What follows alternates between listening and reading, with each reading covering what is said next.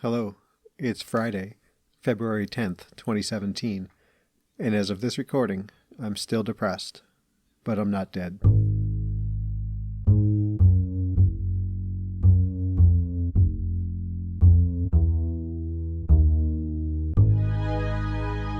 Hey everybody, welcome back. Thanks for downloading. I've got a little bit of a download bump recently. My friend Julio, who is the founder of Break the Stigma, now Defeat the Stigma. They have a podcast blog. He ran across Minnesota. His team ran across Wisconsin. I've talked about this before, blah, blah, blah. Great stuff. Check them out. Easiest bit would be to head over to Facebook, look up Defeat the Stigma, and check them out from there. I'll put a link in the show notes. But anyway, he shared the last podcast that I did where was it the last one? Yeah. Where I read Nora's letter or Nora's blog post. He liked it. He was moved by it. He asked if he could link to it. He did so. He asked if he could share the text form as well, and he has done that. So anybody who maybe is listening because of Julio or Defeat the Stigma, hey, welcome aboard. You know, I strive to put out something maybe that rival probably isn't the right word, but rivals what I see Defeat the Stigma doing. And hopefully I am somewhere up there and I tickle your fancy and you enjoy listening a little bit.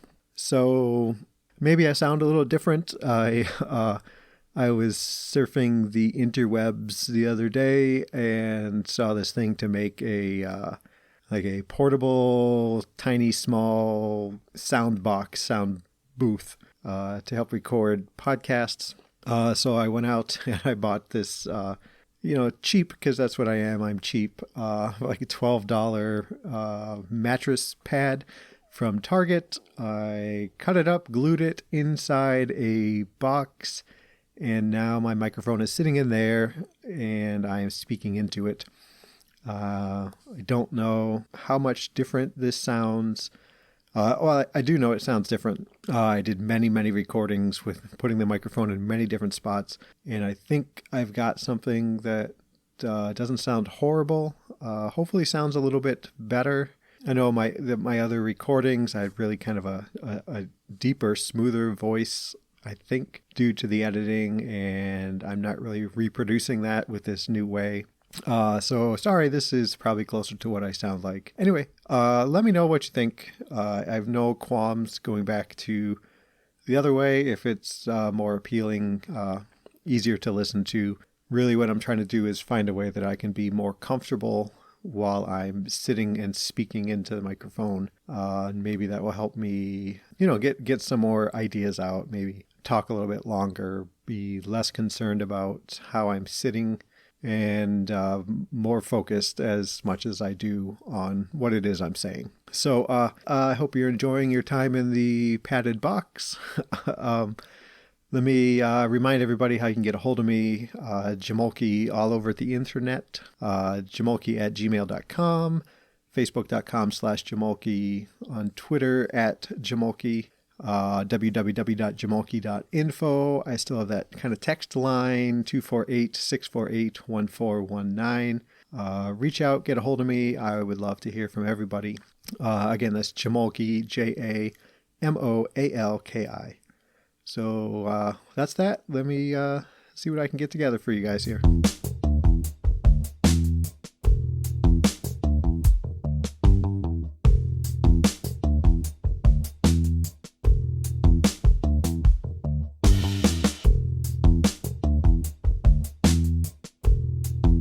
I guess, I really need to get more form into these shows. So let me start. Quick update where I am mentally, emotionally, physically, etc., etc. I think I mentioned previously that the diet has just gone to hell, and sweets are still very exciting and enticing, and bagels, and I've kind of kept away from the ice cream, but it sure seems to be calling me. And I haven't gotten on a scale in some time. I really I'm at a point where I want to be able to get back to dieting. And I, I remember growing up, and I guess more in my teenage years and on, I was kind of overweight a bit growing up. Nothing huge, I don't think. But I remember, between wanting to lose weight, wanting to exercise, wanting to do this, do that, fell into that, what I think is a probably very common routine of, you're laying in bed trying to go to sleep, and you say, okay, tomorrow I am going to start dieting.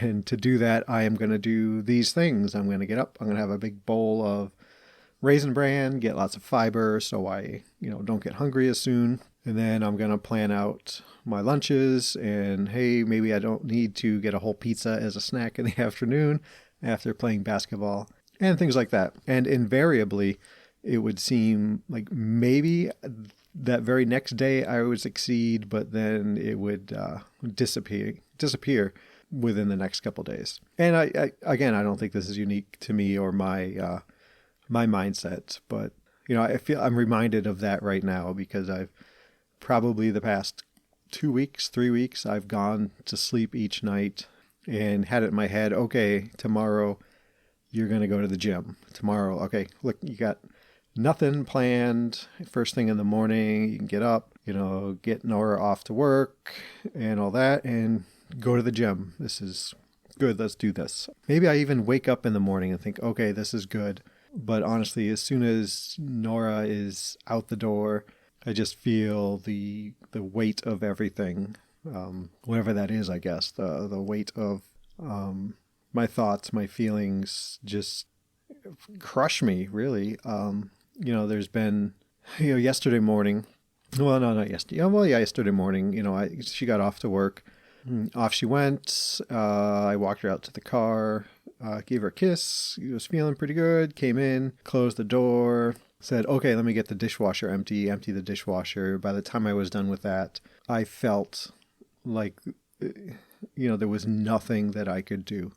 That, okay, hey, time to go to the gym. Yeah, sure. So then, okay, I'll go upstairs, get my gym bag, grab a Powerade out of the fridge and get going. And just that, the journey from the kitchen through the dining room and up the stairs, by the time I get to the top of the stairs, I feel like the outside world is against me. The inside world is against me. I feel like, I don't know, the air feels heavier and thicker. And, in the bedroom, even though I've got all the curtains open and it's a sunny day, everything seems darker. And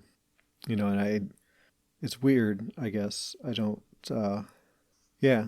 So I end up, not doing anything because my depression, my brain is convinced me that I can't do anything.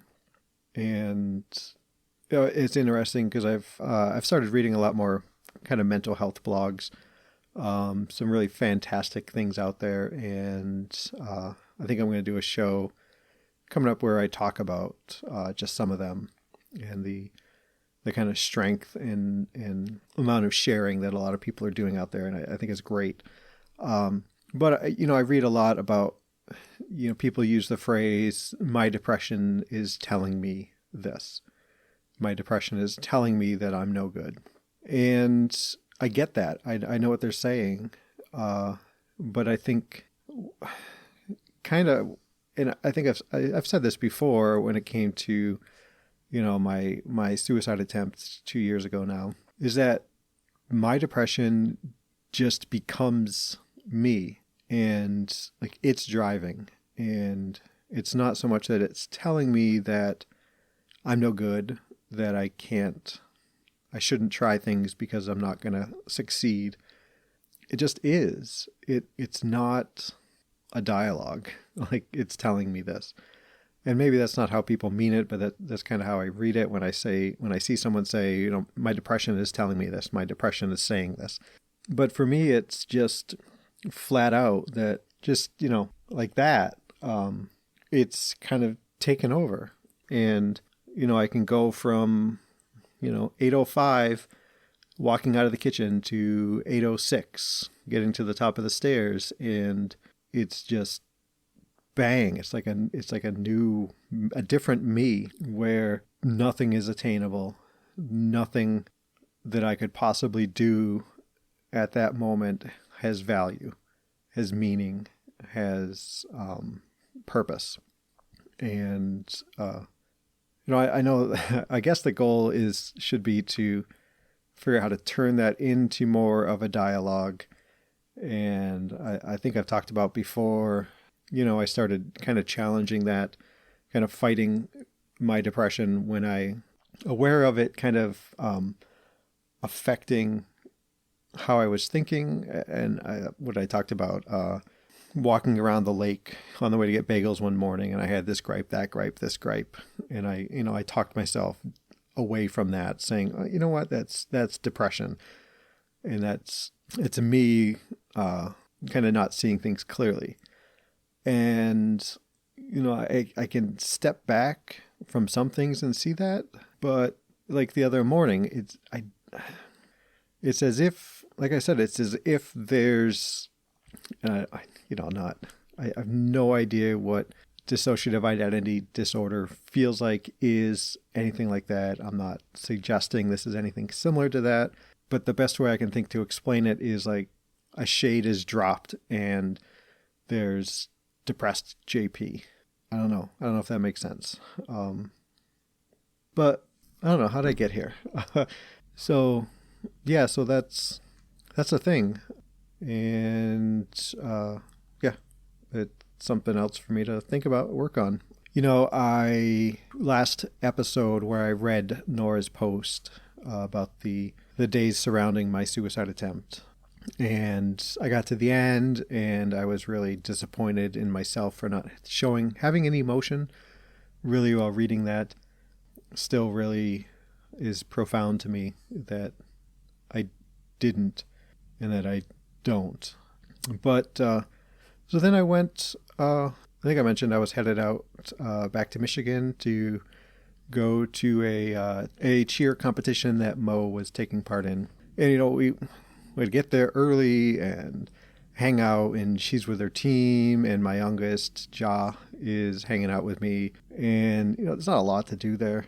But there's this kind of traveling cheer gear company, maybe, I don't know. They're selling shirts and sweatshirts and things like that, and they're all fun phrases and proving this way that cheer is badass, or proving this way that a mom of cheer is badass, or whatever, that kind of stuff. And I was reading one just in my head, and it was it's one of these, like, I don't get up in the morning just to get up. I get up to cheer. And, first thing I think of, cheer. Last thing at night, cheer. I'm a badass cheer girl, or, something, whatever. And I was reading one of those, and I actually got choked up and got watery eyes and that kind of stingy in the nose, like, I'm going to cry. And I thought, what the heck is this? I'm writing it off as I was really tired. I had spent the previous day just driving, 11 and a half hours to get to Michigan, to where I had to pick up my girls. Not much sleep that following night before the competition, up early and heading down that way. So I want to chalk it up to being tired, but it's bothersome to me, as I laugh, it's bothersome to me that I seemingly have no display of emotion over something real, something profound, something meaningful. And yet I can read a crappy shirt and start to get choked up. I'm sure I'm reading too much into that, trying to analyze it for something it's not. But it's, it's another thing I can't quite put a finger on in my want everything to be logical, rational mind. But I wanted to share it. You guys help me out. If you got any ideas, send them to me. Yeah, so something else that I was thinking about, Nora and I were talking the other day. Whatever it was, somebody maybe had mentioned something about me positively on Facebook. And my default reaction to that is, okay, yeah, whatever. But it came up, and she mentioned to me how I do good things, how I do helpful things for others. And is always, as far back as I can remember, been my default to that. No, it's nothing. I just do. I see an opportunity to help someone, so if I can, I do. If I can't, then I'm pretty okay with it that I can't, but I still wish that I could. And, sometimes it's like, I don't know, some things that just seem like so trivially small. Nora specifically will show great appreciation for. And she's always so wonderful about making sure that she shows appreciation for nice things that are done for her. So, I don't know, the other day she was getting ready for work. She's doing this training thing, and I had made these, her recipe, but I made 12 of these little oaty, fruity, overnight, molassesy kind of snacks. Put them in a mason jar. Apparently they're really yummy. I haven't had one. But she mentioned in the morning that, oh, hey, do we have any more raspberries? Because I like to give people some fresh raspberries to put in. The recipe has frozen raspberries in it. And she just likes to have that. A nice touch. And, she's sorry I don't. And she says, oh, okay, well, I'm running late, so we just won't get them. And she headed off to work, and I was faced with kind of more of what I was talking about earlier on in the show here about the world getting dark and everything being hopeless once Nora is not within viewing distance of me. And so I decided, hey, you know what? I could run to the store, get some raspberries, make it the 10 miles to Minneapolis to her office, and get the raspberries there before her training starts for the day. So I did, right? I mean, I ran to Targets here in the Twin Cities. Targets are all super Targets, think super Walmart, groceries and all that, as well as regular retail. Bought some raspberries, went back in the car and drove on out. Illegally parked in a little parking lot, which is a self-pay, be honest and make sure you do it. And I blew them off. I was in the lot for like 5 minutes, but anyways, ran them up to the office, gave them to the receptionist for the whole office, and away I went. And she was really moved by it. I got like 3 different ways of saying thank you for it. And I don't know. I don't feel like, and this is honest, this is a weird thing because, there's a look into my mind. So I don't feel like that was anything even closely remarkable. Not even a tiny bit, even out of the ordinary. It was like, hey, sure, it wasn't vital that she had it, but I could do it. I could go get the raspberries. She could have that extra little treat that she likes to do for the training program that she's facilitating. So I did it. I did. And, no, she's not kind of making it out to be oh my gosh, this was the most wonderful thing ever. But, even like the next day, I still got like hey, I can't believe you did that. And in my mind, it was just what I said. It was, I could do it. So I did. And that was it. To be honest, I didn't think about it anymore the rest of the day, except for when I got the kind of thank you text messages. And something I realized while I was talking here is, I think, because I don't put really much value into doing those things, anything, but those kind of, what would be considered a nice thing, maybe a extra nice. I don't think that's, maybe not extra nice, but out of the ordinary nice, unexpectedly nice, something, I don't know. But because I don't put much really value in that, I generally don't like talking about it. And when I do, I always kind of talk about it like I have been for the past 5 minutes. And I don't know if it's anxiety, if it's kind of the borderline personality disorder, what, but I actually feel uncomfortable talking about it because, well, one, it's about me, and chances are I'll probably think, oh, I probably could have done it a little better. But then in a weird kind of turn, then if I do speak about it, then I become aware that I'm really downplaying it all. And then I start to worry that people think that I'm being like overly humble, almost like martyrdom. I think I said that right. Maybe that's not the right word. Yeah, I'm more comfortable speaking, but I don't know what I'm saying. I think I worry that people think that I'm being, I don't know, like I'm downplaying it. I don't know. This part's going to get cut out.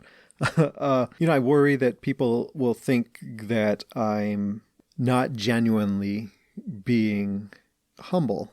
That they think I'm, I don't know. Now that I'm saying it, it doesn't make any sense. So I'm going to leave it in. And you guys can tell me how rambly this all seemed.